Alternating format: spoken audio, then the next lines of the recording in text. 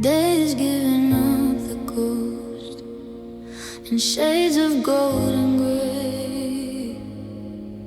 It's not a fight, it's a surrender at the end of this long day of missing you. The shadows stretch and blend into a softer hue, and the world is getting quieter, as if it misses you. Too in its way, I sit here by the window and watch the colors bleed from vibrant into memory, fulfilling every need. The evening has for stillness. This fading light is a kindness to my eyes. It washes out the sharp details, the painful goodbyes etched in the room. It blurs the edges of the chair you used to own, and turns the empty space around me into softly new and gentle. All this fading light, it doesn't judge, it doesn't plead, it just accepts the ending of the day, the quiet growing seed of night. I don't turn on the lamps just yet. I let the darkness grow from corners, let it claim the things I'm too afraid to show in brightness in this fading light. My face in the window's glass looks less like me and more like someone from the past who's waiting. The reflection slowly merges with the world outside, a perfect silent merging with nothing left to hide in the gloom. This fading light is a kindness to my eyes. It washes out the sharp details, the painful goodbyes etched in the room. It blurs the edges of the chair you used to own, and turns the empty space around me into softly known and gentle. Oh, this fading light, it doesn't judge, it doesn't plead, it just accepts the ending of the day, the quiet growing seed.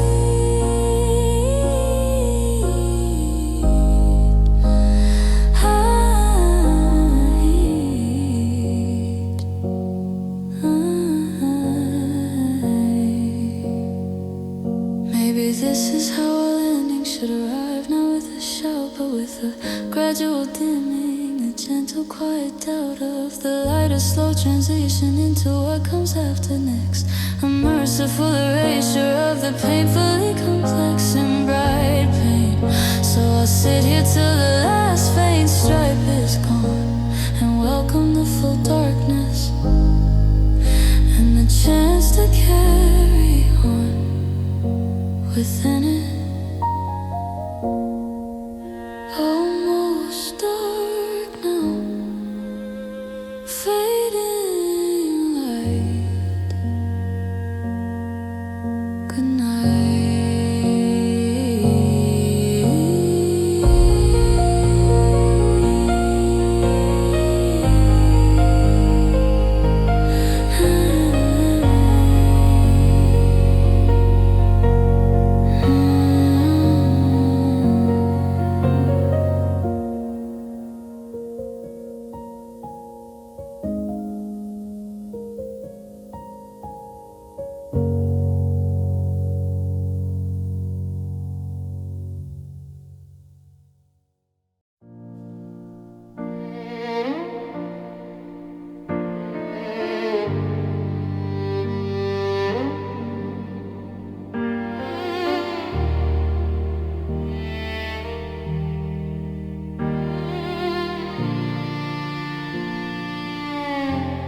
I'm cleaning out the spare room,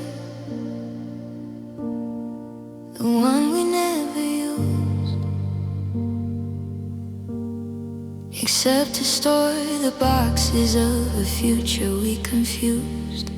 With fate the air is thick with particles of dreams and old neglect, a cloud of dust and memories I didn't expect to hit so hard each sneeze is like a punctuation mark in the sentence of our ending, in the slow and fading dark of afternoon. Just dust and memories, that's all that's left to hold. The tangible and intangible, a story bought and sold for nothing. The dust I can wipe clean with a damp and ragged cloth, but the memories just swirl and settle, making a silent wrath in my lungs. Oh, dust and memories, a common sad refrain for what remains of passion after love has felt the strain and broken. Here's a map we never followed, here's a book with a pressed flower, here's a ticket stub from a movie in a more empowered hour. I don't keep a single thing, I box them up for trash or give, but the memories aren't objects, so they stubbornly will live. In the dust they're in the motes that dance in every sunbeam shaft. They're in the smell of mildew, they're the echo of a laughed out loud joke.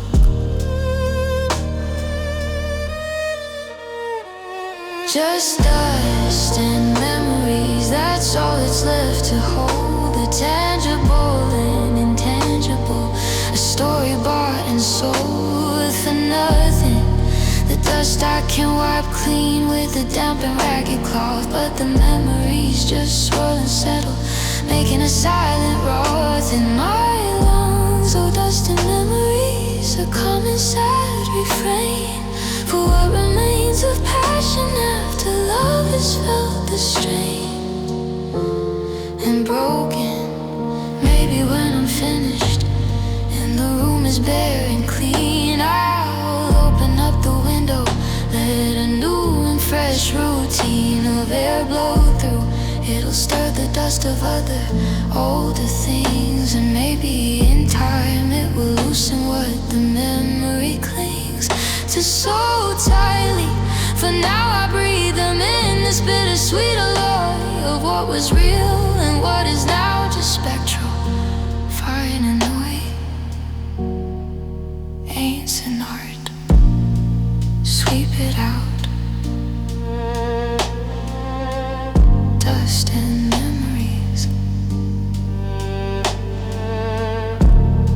start again.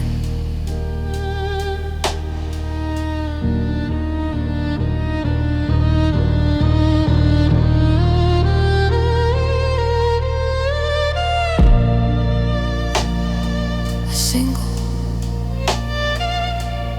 raw acoustic guitar, recorded intimately, the vocal is tired, conversational, the song ends with a final strum and the sound of a deep, dusty sigh.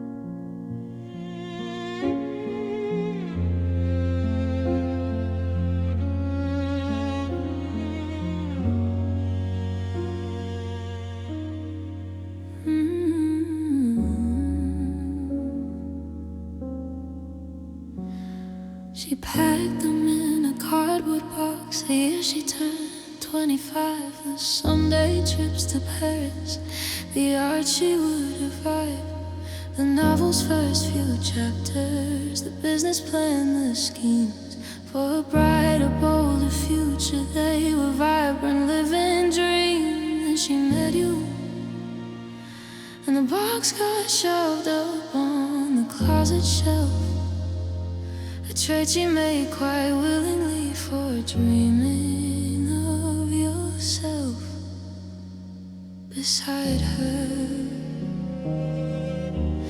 Now there's dust on her dreams, a thick and velvet gray, a settled soft admission that they've been packed away for too long. The corners of the paper curl with age and neglect. The ink of her ambition shows a fade and pale effect of disused. It's a funeral shroud, so fine, for a future that was hers before she agreed to redefine. Hers is ours.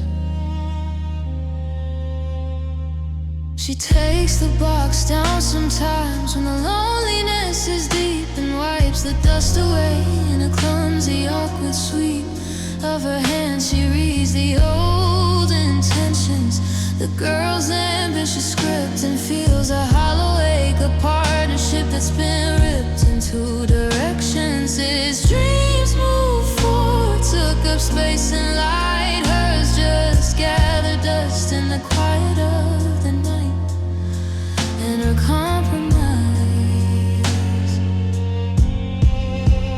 Now there's dust on her dreams, a thick and velvet gray, a settled soft admission that they've been packed away for too long. The corners of the paper curl with age and neglect. The ink of her ambition shows a fading pale effect of disuse. Oh, the dust on her dreams, it's a funeral shroud, so fine, for a future that was hers before she agreed to redefine. Hers is ours.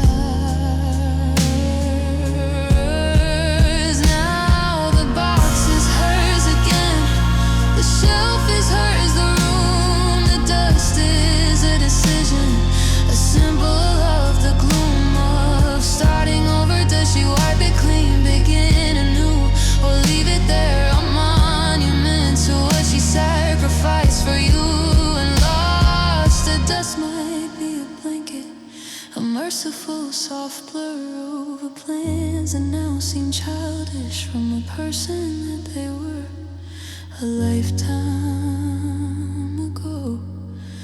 Maybe she'll let the dust lie. Dust on her dreams, some things are meant to sleep.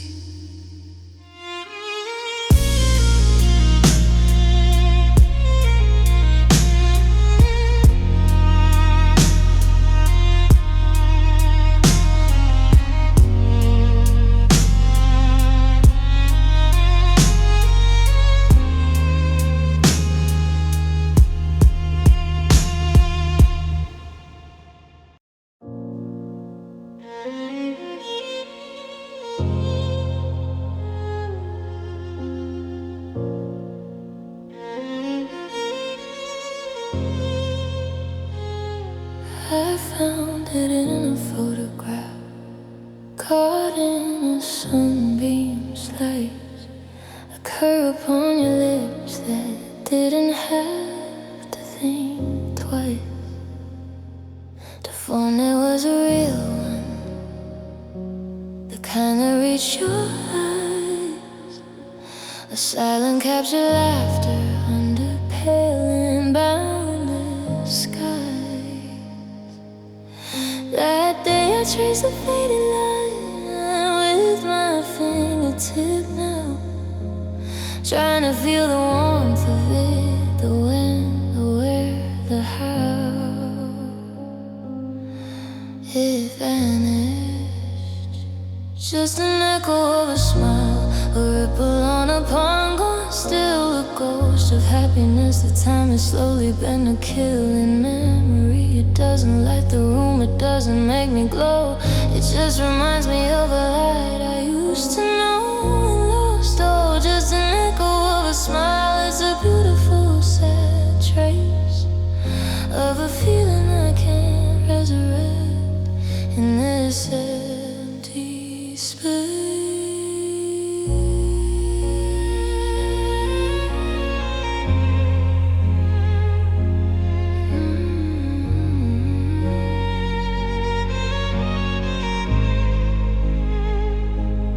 Faces try to mimic it in mirrors just to see if my muscles still remember how that joy felt being free upon my my skin, but it's a puppet's version. Hollow and precise, lacking the spark that yours had. The unexpected wild spice of being truly seen. My smiles now are careful small designs, while yours was an eruption, crossing all the boundary lines of fate.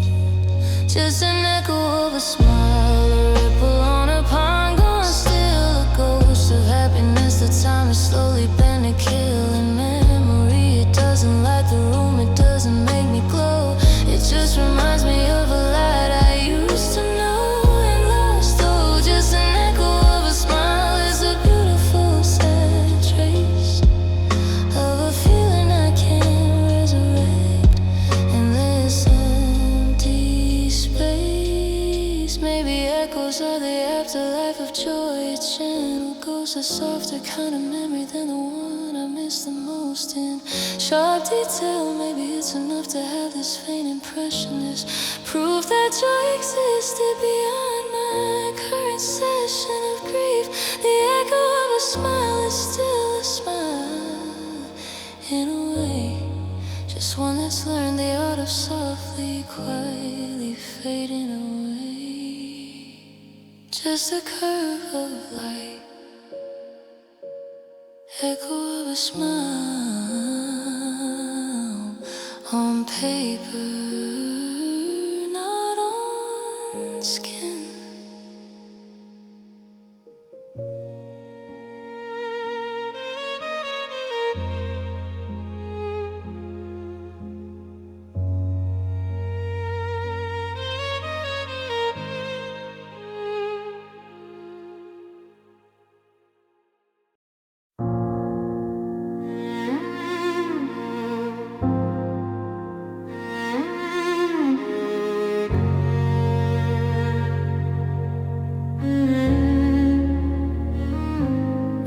Upon a silver chain, a cold and hollow heart, a locket with a secret. But the secret fell apart when you left. I used to press the tiny glass, a ritual of grace, and see your smiling photograph, a captured timeless face. Inside now, the space is blank and bare, just a faint circular impression from a picture that was there. And love, this empty locket holds a ghost of what I used to wear, close to my skin, a private, tender, and devoted prayer. In metal now it's just a trinket, pretty pointless thing that echoes with the absence of the joy it used to bring just by existing. Oh, this empty locket, it's a locket still by name, but its purpose has been hollowed out, and it will never be the same again.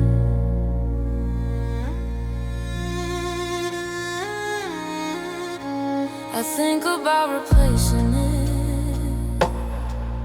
with a picture of my own, a self-portrait of survival, of a woman who has grown accustomed to the solitude, but that feels like a lie, a forced and cheerful narrative for the passerby to see the emptiness is true, or a testament to loss, a tiny silver mirror of the line I had to cross alone. This empty locket holds a ghost of what I used to wear, close to my skin, a private, tender, and devoted prayer.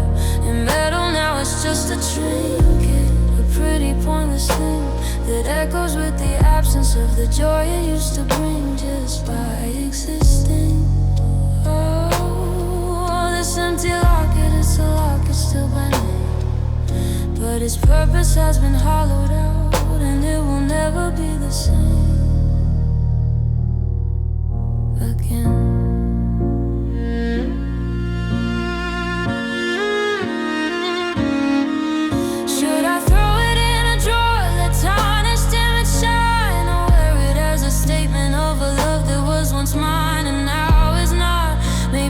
emptiness is now the point to keep a tiny polished reliquary for a memory too deep for images.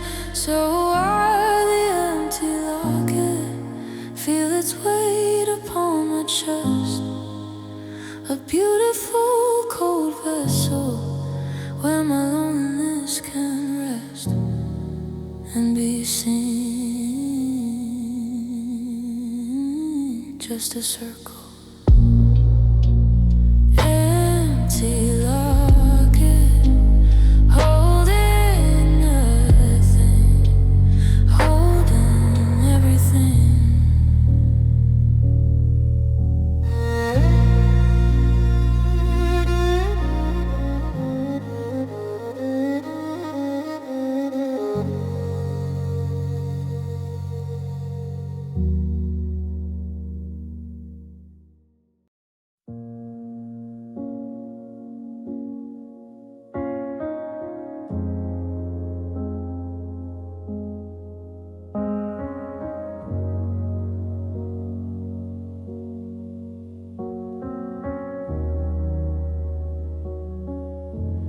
We drew it on a napkin in a diner late at night. The road from here to happiness,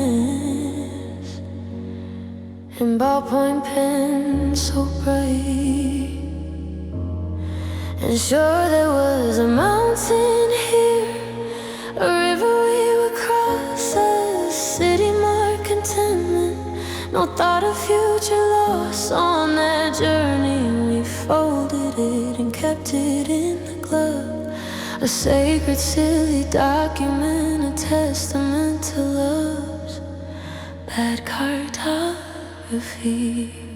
Now it's just a fading map, the ink is bleeding through, the coffee stains and time have blurred the me and the you from the landmarks. The roads are just vague, smudgy lines leading off the edge of paper, past imagined lines into nowhere. Oh, this fading map is useless now, of course, but I can't bring myself to throw away the faded force of its intention. I take it out sometimes when I feel particularly lost, and then squint to try to decipher the forgotten hidden cost of detours. Was that smudge the fighting march? Is this blot silent drive? The legend is illegible, the map no longer alive. With guidance, it's a Rorschach test now, where I just see my own projected sorrow on the paper, feeling utterly alone in its geography. Now it's just a fading map, the ink is bleeding through, the coffee stains and time have blurred the me and the you from the landmarks. The roads are just vague, smudgy lines leading off the edge of paper, past imagined pines into nowhere. Oh, this fading map, it's useless now, of course, but I can't bring myself to throw away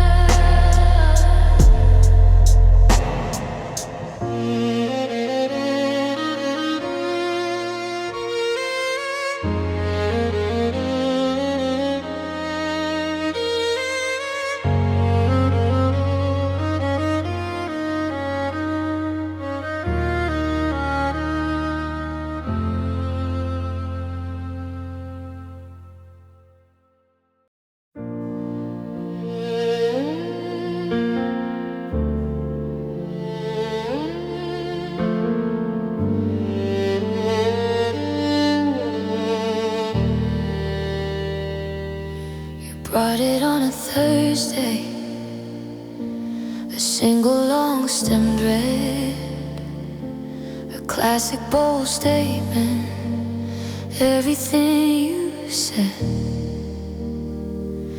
Without speaking, I put it in the slender crystal vase and watched it on the corner of our shared domestic space.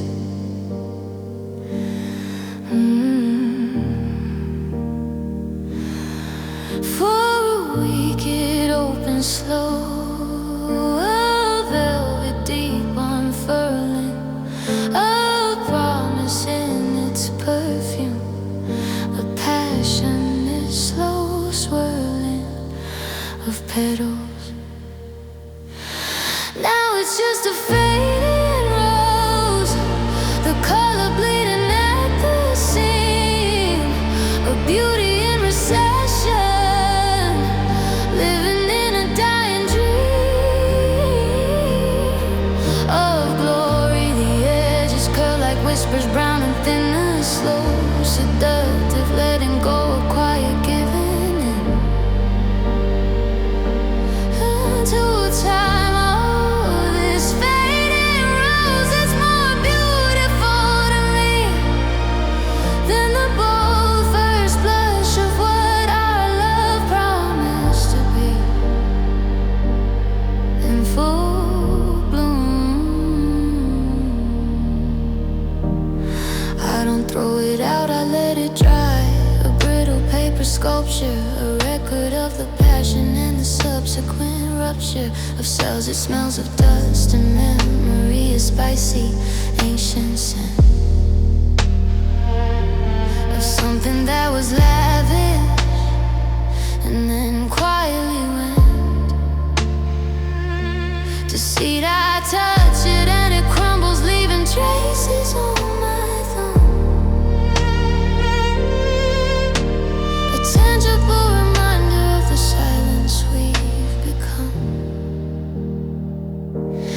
Now it's just a fading rose, the color bleeding at the seam, a beauty in recession, living in a dying dream of glory. Edges curl like whispers, brown and thinner, slow, seductive, letting go of quiet giving in. Until time, oh, this fading rose is more beautiful to me than the bold first blush of what our love promised to be in full bloom. Maybe love is always fading from the moment it's cut free from the dreamer forever. Maybe it's true artistry is in the graceful will,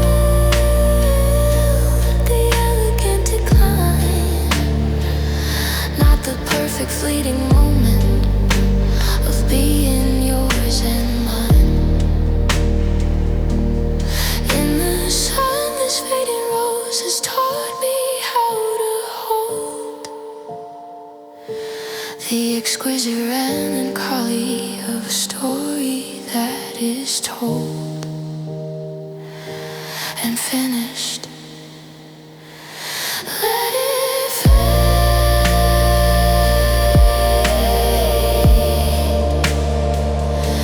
fading rose.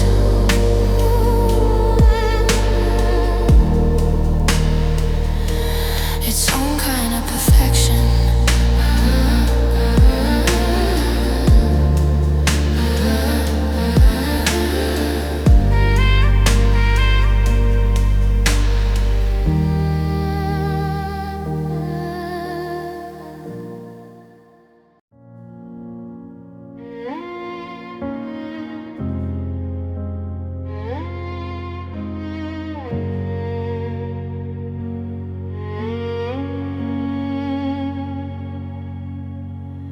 It plays in half remembered bits, a hook without a verse,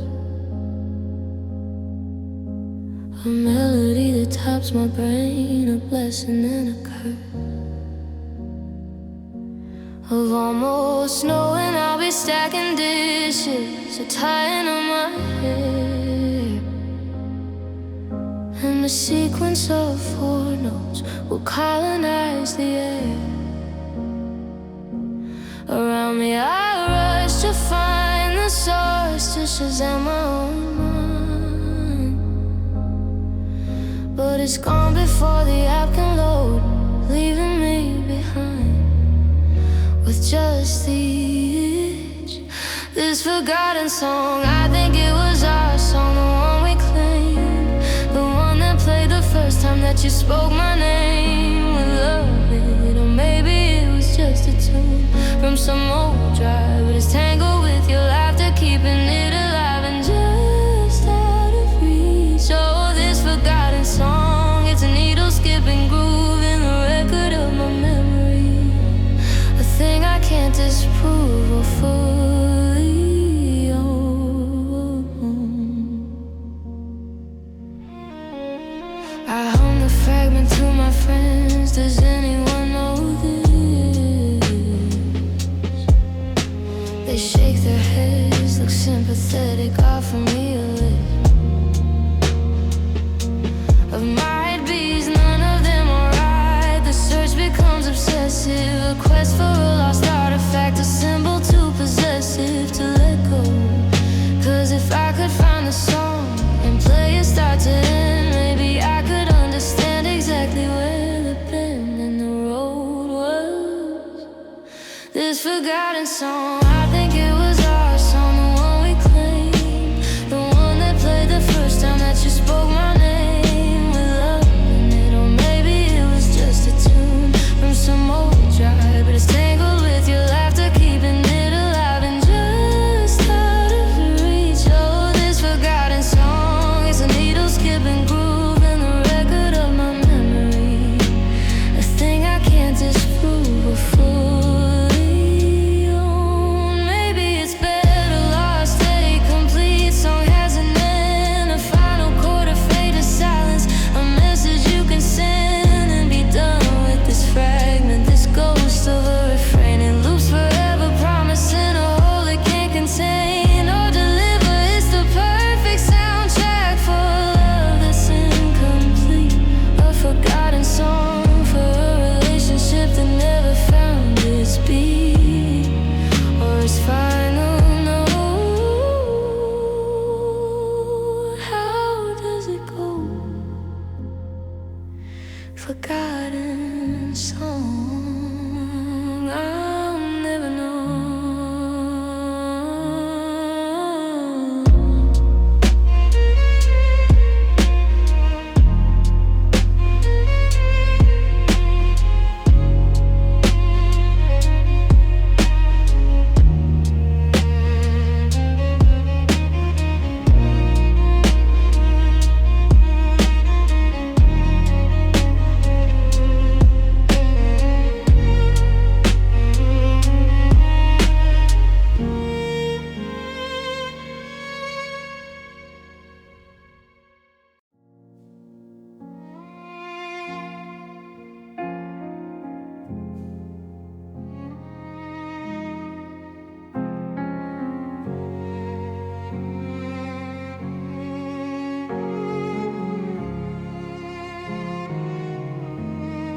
You see you're walking taller with a straight and steady spine. You never guess the weight she carries or the fragile dotted line between her and breaking. She learned to distribute it, you see, to stack it in her shoulders in her history. In the set of her jaw, it's not a suitcase she can put down on the floor. It's woven in her muscle, it's a quarter bone deep, so that's familiar. This is her burden, she built it piece by piece, from could have been, from every unshot tear and every silent Swallow sin of staying too long. It's made of promises like sandstone turn to dust, and the sharp fragmented memories of a long dead trust. She once held out her burden. It's a part of her anatomy, a silent shaping partner in her own life symphony of survival.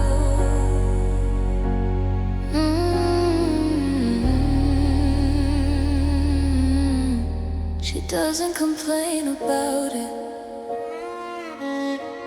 doesn't ask for help to bear the load. She's made a kind of peace with the constant pull and wear. And tear on her spirit some days is lighter, just a hum upon her back. Other days it's mountains, and the world goes dim and black beneath the pressure. But she's learned to walk with it, to shift it side to side, to find the balance in the pain where she can still abide and function. This is her burden, she built it piece by piece, from could have been, from every unshed tear and every silent swallow sin of staying too long. It's made of promises like sandstone turn to dust, and the sharp fragments and memories of a long dead trust. She once held all her burden. It's a part of her anatomy, a silent shaping partner in her own life symphony of survival.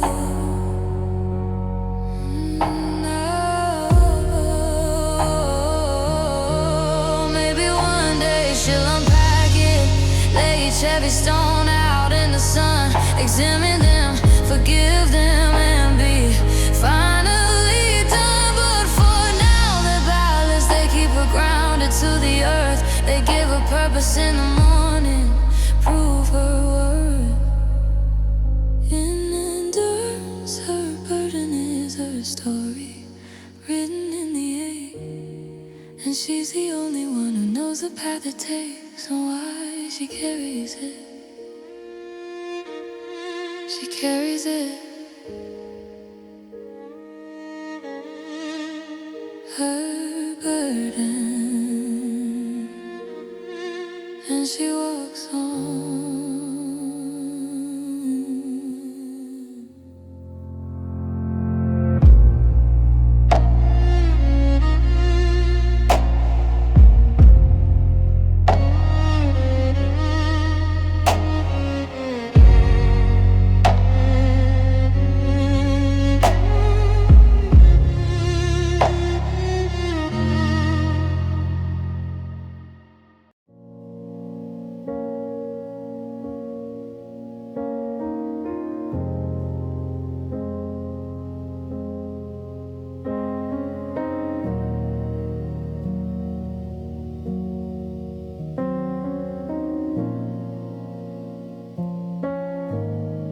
I found it in the autumn, in the bare and bony tree that stands beside the bedroom where you used to sleep with me. A perfect woven structure, a cradle for the sky, now empty of its purpose as the season whispers why. To the wind, the birds have long since fledged, have taken to the air, leaving just this artifact of meticulous care. And then abandonment, it's a hollow nest, a sculpture made of used to be, a monument to family that I can clearly see from my window. It sways there, a lonely ragged crown on a branch that once held music, but all the songs flown down and away. Oh, this hollow nest, it mirrors my own home, a structure built for loving, now destined just to roam, empty in the weather.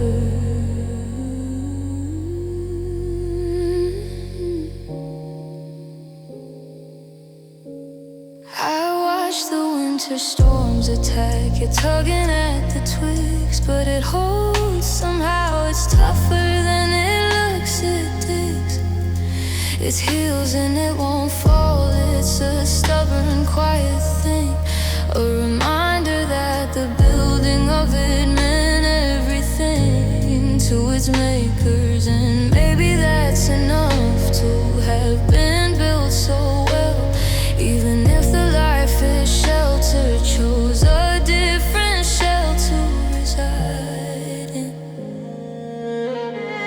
It's a hollowness, a sculpture made of used to be a monument to family that I can clearly see from my window. It sways there, a lonely ragged crowd on a branch that once held music, but all the songs flown down and away. Oh, this hollow nest, it mirrors my own home, a structure built for loving now, destined just to roam, empty in the weather.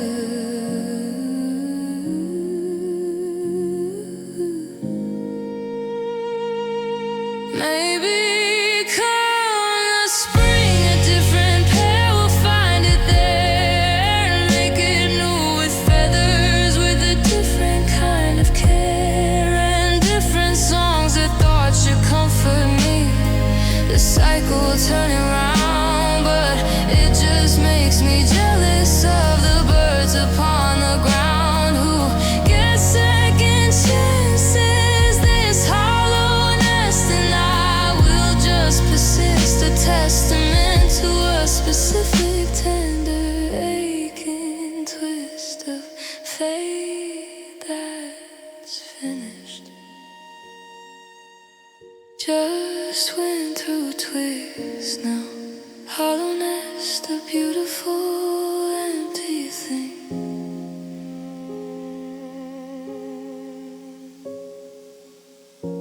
A gentle finger-pick banjo and a deep warm breezescape as create a rustic pastoral cell-kit. The vocal is soft and observant, ends with the sound in which I heard this temporal chord.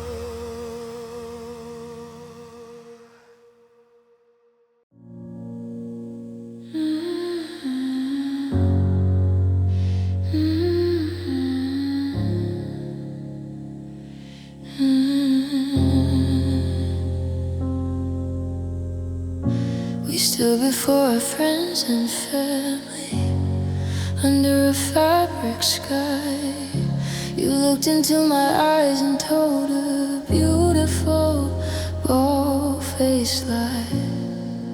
With a diamond on my finger, the words were crisp and clear. For better or for worse, you said, and everyone could hear. The conviction, I believe the tremor in your voice was love, not fear.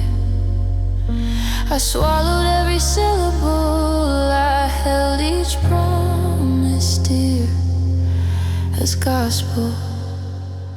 But it was just a hollow vow, an echo in a shell, a pretty polished performance you performed remarkably well. For the crowd, the words had no foundation, no bedrock deep below, just a shaky shifting sentiment you outgrew. And so let crumble that hollow vow. It rings inside my head, the loudest, emptiest sound since the day you left our bed for good. I took the ring and threw it, not in anger, but in spite of the hypocrisy of metal catching feeble light, and the false promise it didn't glitter as it flew into the lake. It was just a piece of carbon, for heaven's sake. And pressure, just like us, the pressure made a gem, a simple coal. And the pressure of real life exposed the fissures in the soul of your promise.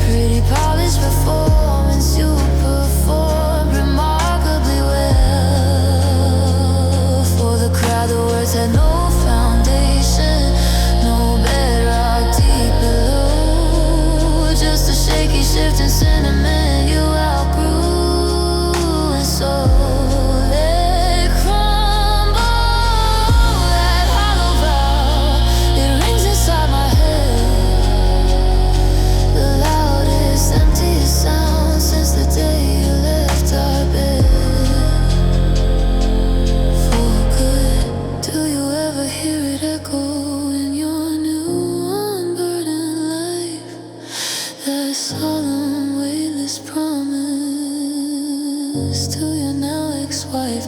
Probably not. Hollow things don't carry, they don't leave a trace. They just dissipate like vapor, leaving just an empty space. With sound was I'm the one left holding the shape of the absence, the curator of the hollow vow and its bitter essence.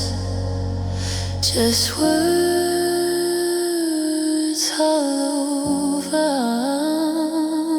meaning nothing.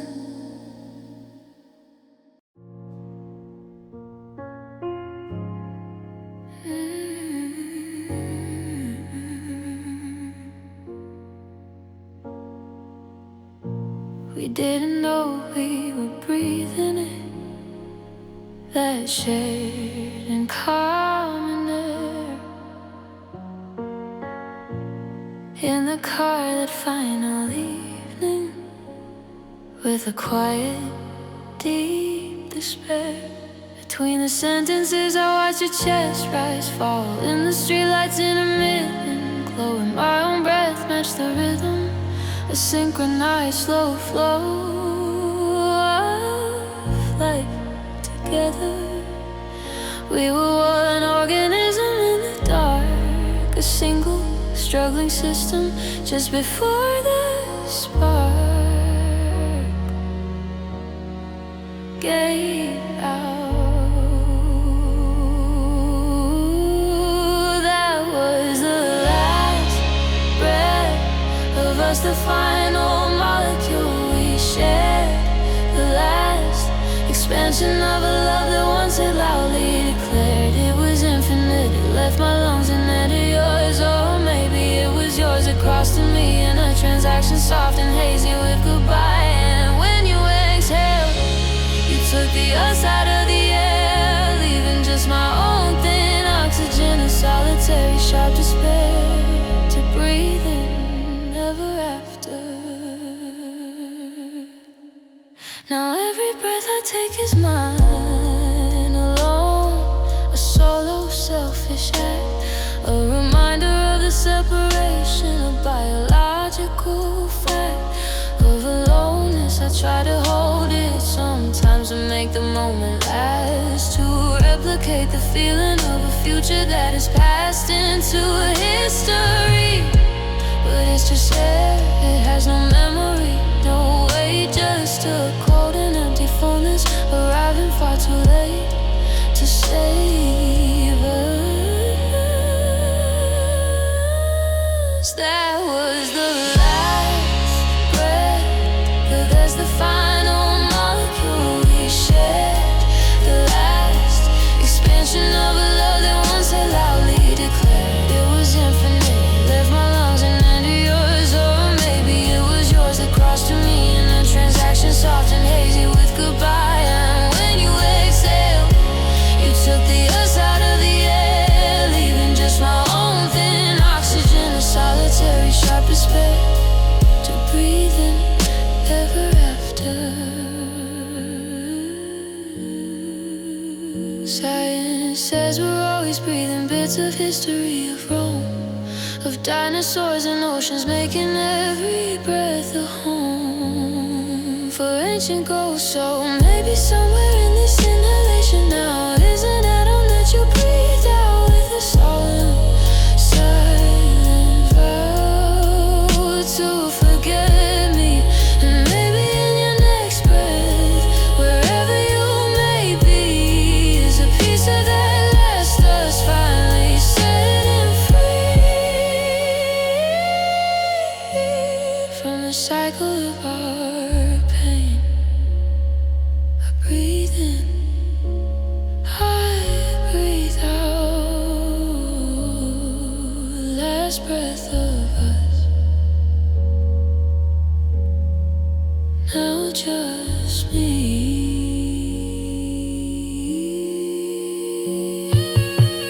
A grand piano plays a tragic, ascending melody. A full choir swells in the chorus, creating a sense of monumental loss. The music climaxes and then falls away to the sound of a single, slow, deep breath and out.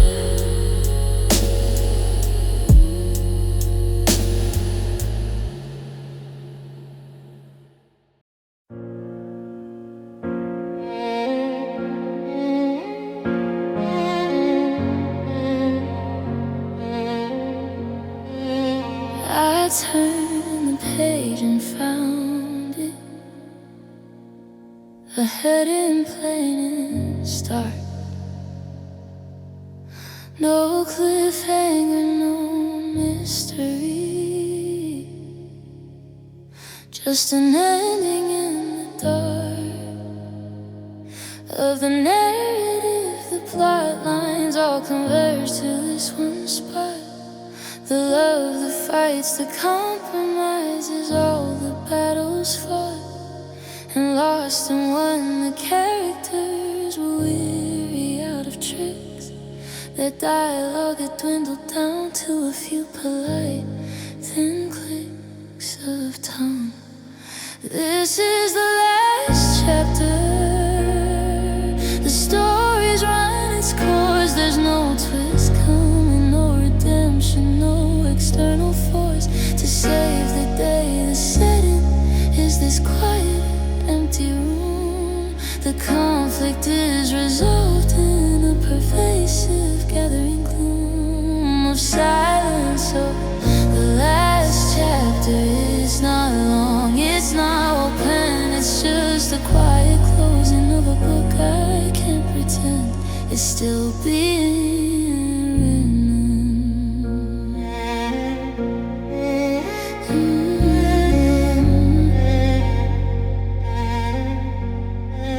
I read the final sentences, they're simple and they're true. They went their separate ways as people sometimes do.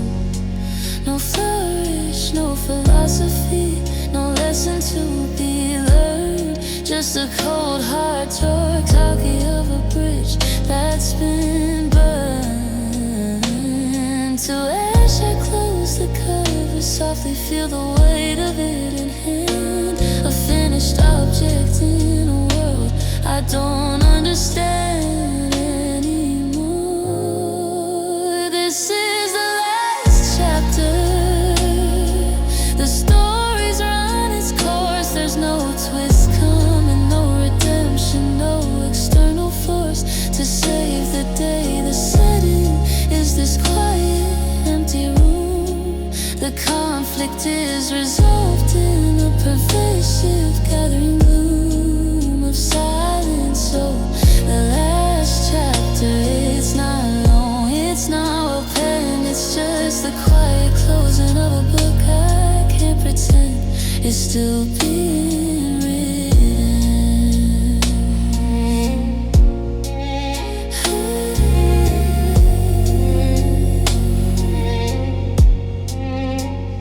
Do I put it on the shelf, a trophy of a finished thing, or box it in the attic, let the dust of forgetting cling to its spine? Maybe I'll just leave it here upon this table, bear a monument to an author who once dared to believe in sequels, but the sequel's not a we, it's a me, and that's a different story with a different kind of key. The end. Last chapter of the blank page.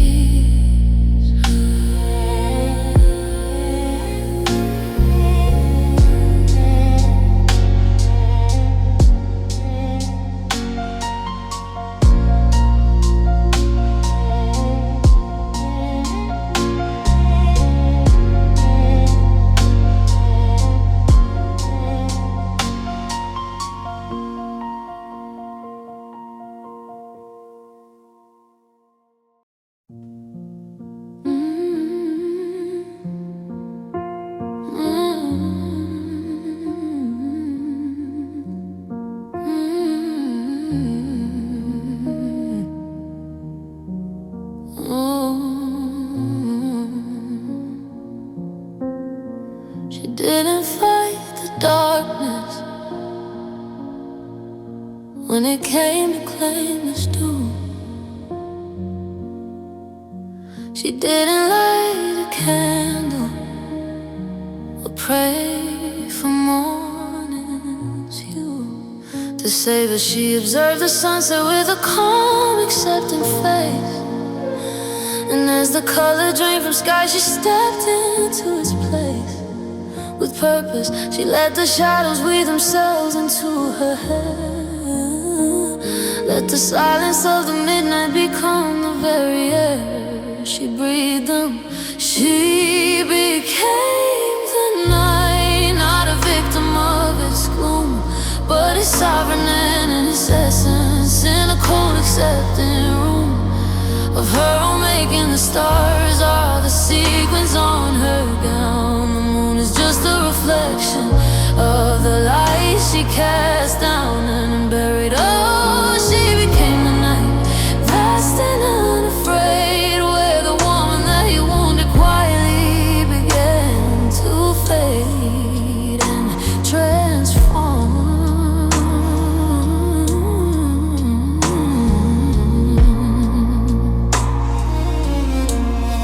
You never recognize her now in daylight's harsh critique. She's made of different matter on a different, stronger peak of being. She speaks in constellations, and her touch is like the dew, cool and brief, and leaving something changed in you forever. She doesn't mourn the sun, she remembers it, of course, but she finds a deeper poetry in the night's resource and rhythm. She became the night, not a victim of its gloom, but its sovereign and its essence in a cold, accepting room of her own making. The stars are the sequins on her gown. The moon is just a reflection of the light she cast down and buried. Oh, she became the night, vast and unafraid, where the woman that you wounded quietly began to fade and transform.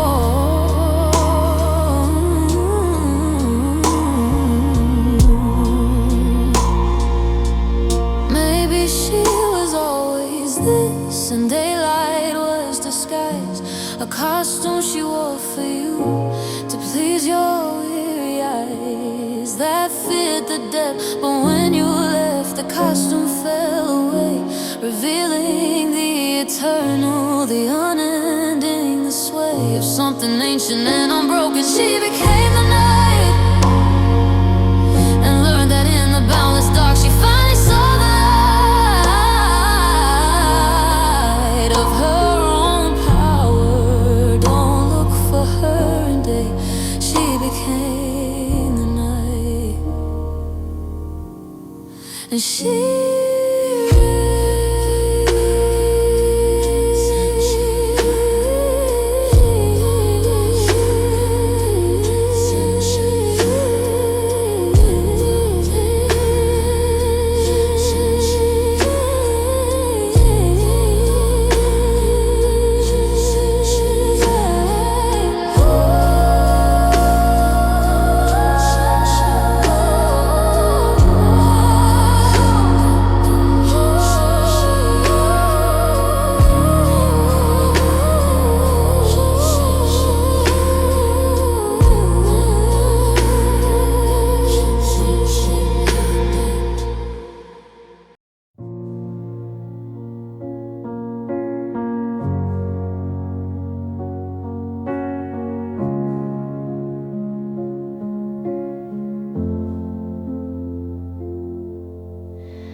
moves through rooms she used to live in, but she doesn't make a sound.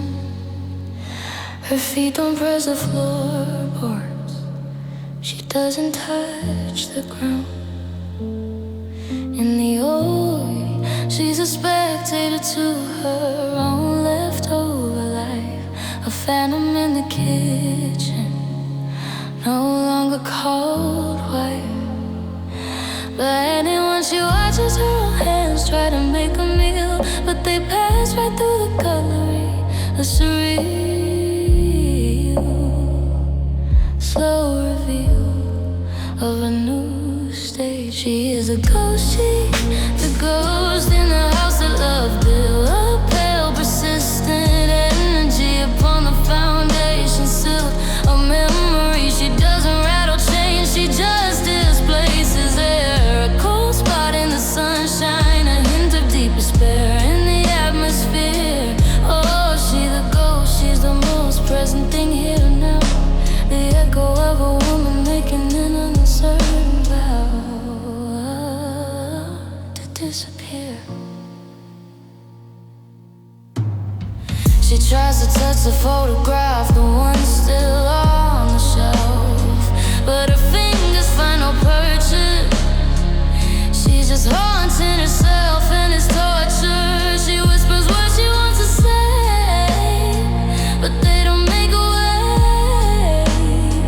In the silence, she's a prisoner in the love she couldn't save. A sentient regret, the new tenants will feel her sigh upon the stair. They'll call it creaky house sounds and never know the care with which she haunts them. She is the ghost, the ghost in the house I love built. A pale, persistent in energy upon the foundation sill of memory. She doesn't rattle chains, she just displaces air. A cold spot in the sunshine, a hint of deep despair in the atmosphere. Oh, she the ghost, she's the most present thing here now. The echo of a woman making an uncertain vow to disappear. To move on, a ghost must find its light, its final peaceful rest. But what if she prefers the haunting? What if this half-life is best? Substantial enough to feel the pain, but not to feel the weight of picking up the pieces, of deciding her own fate. She'll stay, she the ghost, a permanent soft resident, a beautiful and broken and entirely present, absent. She doesn't leave, she the ghost. This is where she lives now.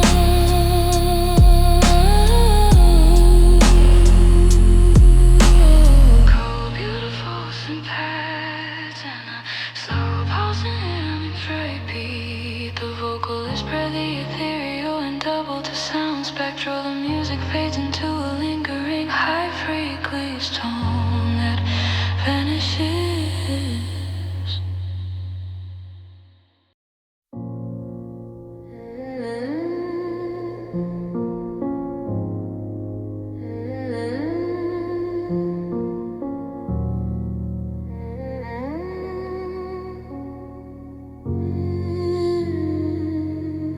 You didn't say the words, there was no tearful last embrace, no final conversation in that cold and empty space. We called a home, you just stopped. The text grew short and far between. Your eyes would slide right off of me, a distant cold machine. Where warmth was, you withdrew your presence, grain by silent grain, until one day I looked and simply put, you were not there again. No fanfare, it was a silent goodbye, the loudest one I've ever heard. A deafening withdrawal without a single word of explanation. It screamed from every empty coffee cup, from every unshared sunset, as the last of you gave up and vanished. Oh, that silent goodbye, it rings inside my ears, a constant high-pitched frequency of all my unspent tears and questions. kept waiting for the drama, for the fight, the clearing air, but the air just got more vacant, a thin and starving fare. For my heart, you erased yourself in increments so small. I didn't see the picture changing on the wall until it was blank. And by then there was no one left to ask, no one to accuse, no one to unmask.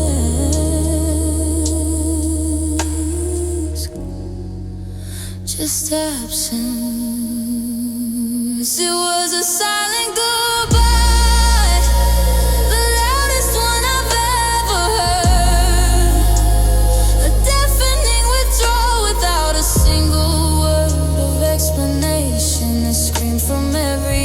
Coffee cup from every unshared sunset as the last of you gave up and vanished. Oh, that silent goodbye rings inside my ears, a constant high-pitched frequency of all my unspent tears and questions. And how do you mourn a ghost that never said it was leaving? How do you process a loss you're still not believing it's final?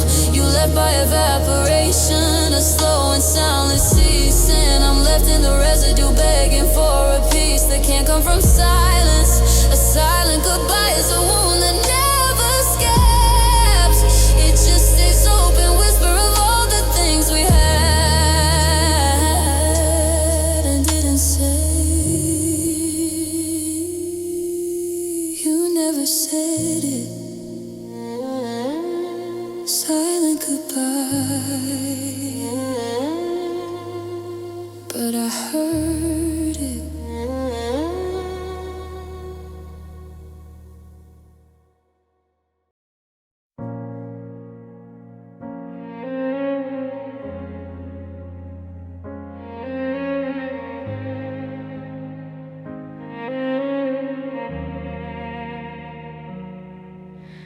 I wrote it in the quiet hours on sheets of manuscript,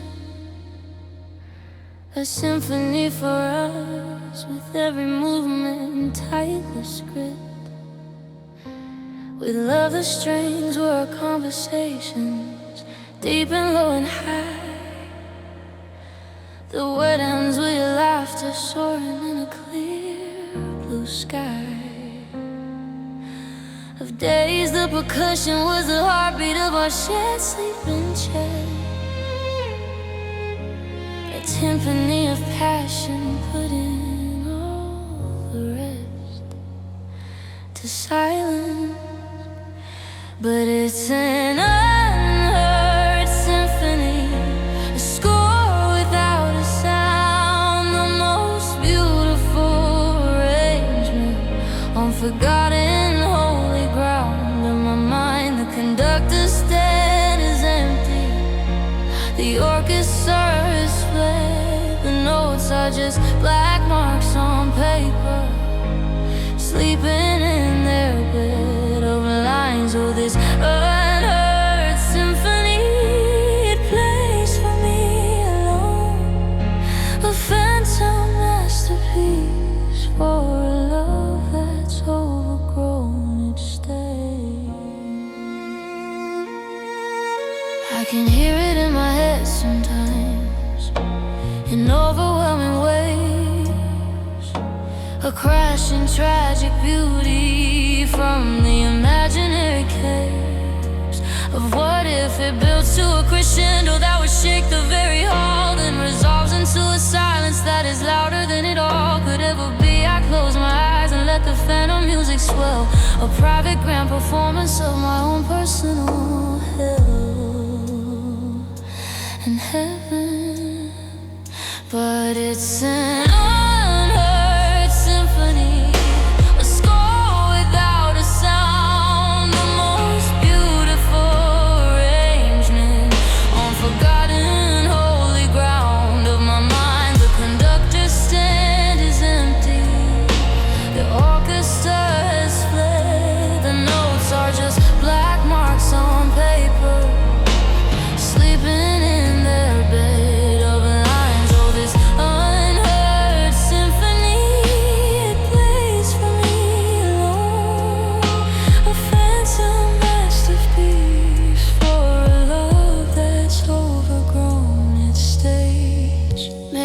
every great love composes its own silent song.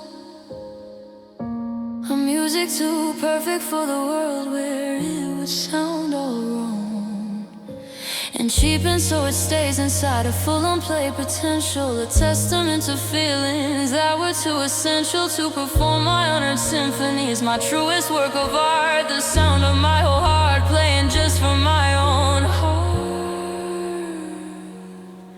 In the dark, no one will ever hear it. Unheard symphony, my magnum opus, I'm missing you.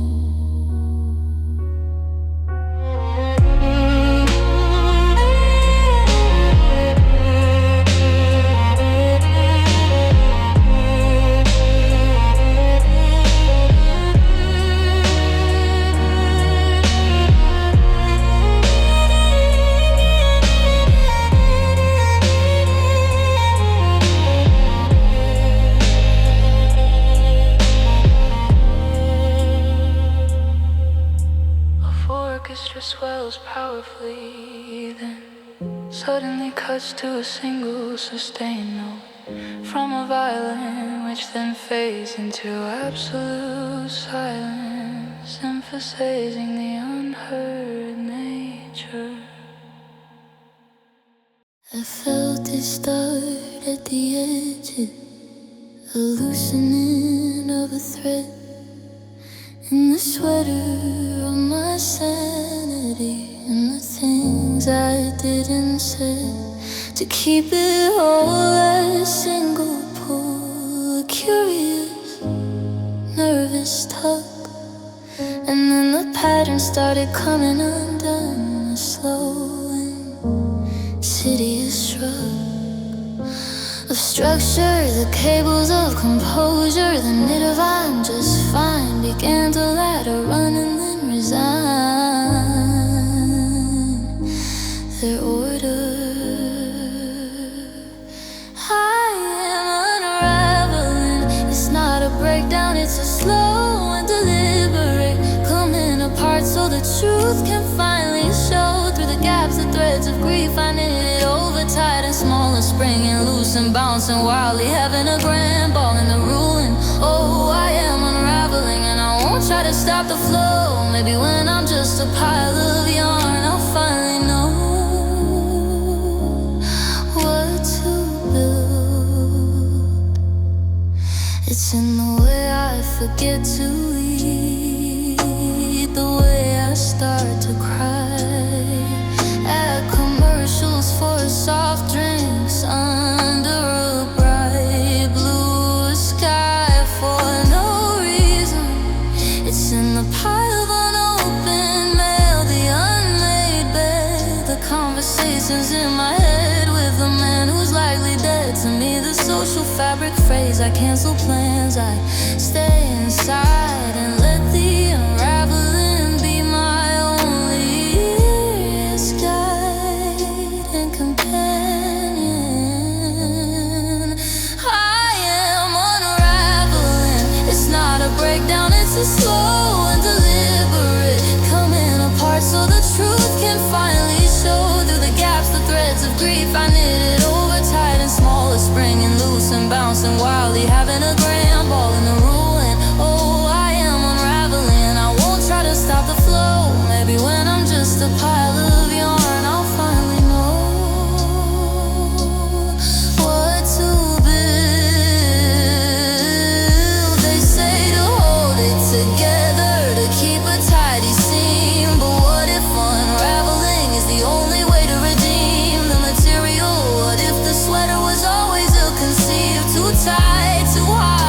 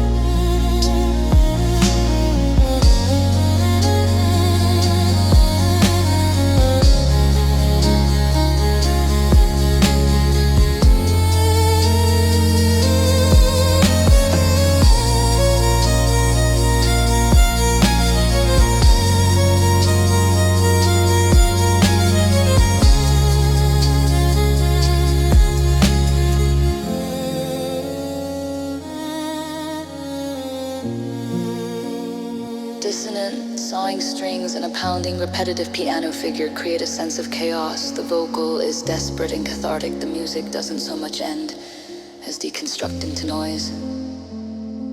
And then silence.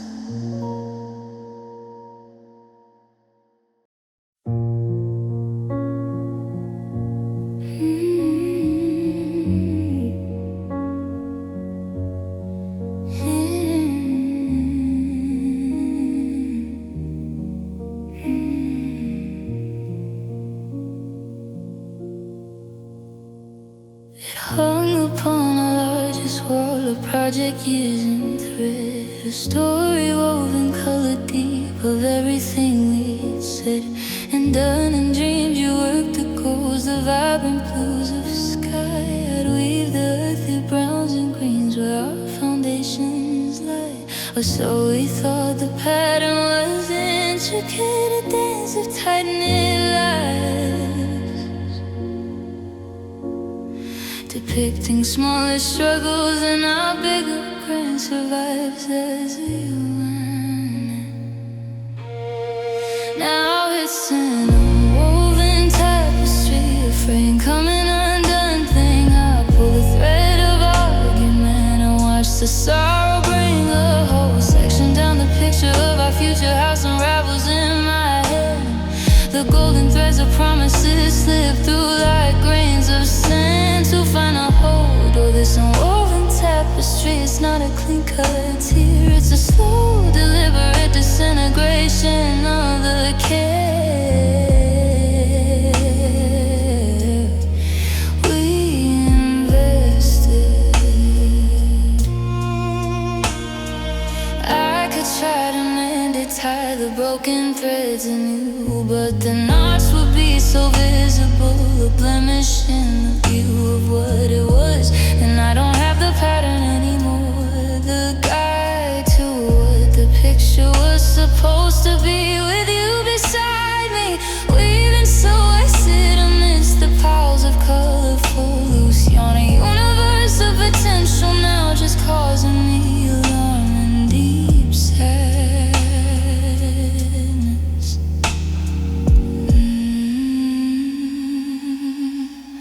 Now it's an unwoven tapestry, a frame coming undone thing. I pull a thread of argument and watch the sorrow bring a whole section down. The picture of our future house unravels in my head. The golden threads of promises slip through like grains of sand to find a hold. Oh, this unwoven tapestry, it's not a clean-cut tear. It's a slow, deliberate disintegration of the care we invested. Maybe I'll gather up the threads, the blues, the golds, the reds, and weave a smaller, simpler cloth for just one queen-size bed. A blanket, not a banner, something for warmth, not for show. Using the same materials, but letting something new grow. From the ruins, the unwoven tapestry will be its origin. A painful, beautiful beginning for the life I will begin to weave alone. Just threads now, unwoven tapestry, raw materials.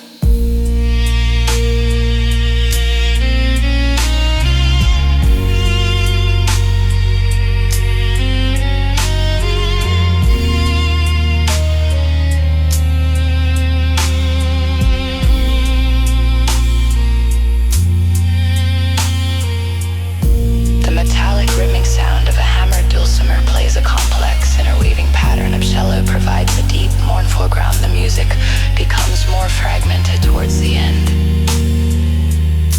mimicking the unraveling.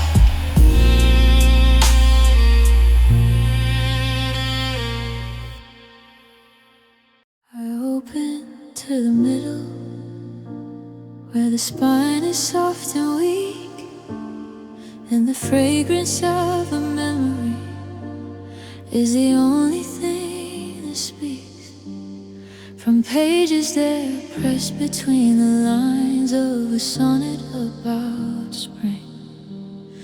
A perfect, faded still life of a most fragile thing. You gave me, they were pink and full of dew, just because bouquet. Now they're parchment thin and crumbling, the color bled to gray and beige. Wilted petals in a book, a love note turned to dust, a sentimental science experiment. And if we must let go, they hold the shape of beauty, but the life is long since spent. A botanical ghost story on the page where it was meant to live forever. Oh, these wilted petals in a book, they are my most accurate biography, at an unbearable cost of vibrancy.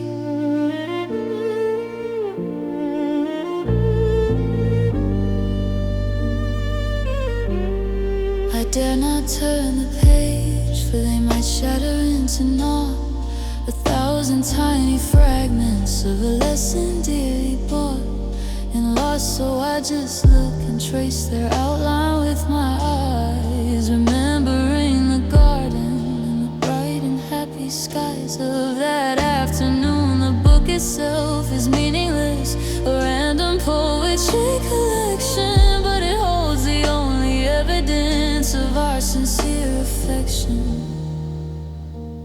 in its binding. Wilted petals in a book, a love note turned to dust, a sentimental science experiment. And if we must let go, they hold the shape of beauty, but the life is long since spent. A botanical ghost story on the page where it was meant to live forever. Oh, these wilted petals in a book, they are my most accurate biography, at an unbearable cost of vibrancy. Should I close the book forever, seal the tomb, or let the air finish what the years have yet to doom to disintegration? Maybe their final silent task is to become one with the paper, a delicate final mask for the words to give the sonnet on the page, a texture true and sad. The poet wrote of blooming, but the story that I had is one of pressing and of keeping and of slow artistic fading. I closed the cover gently, wilted petals in a book.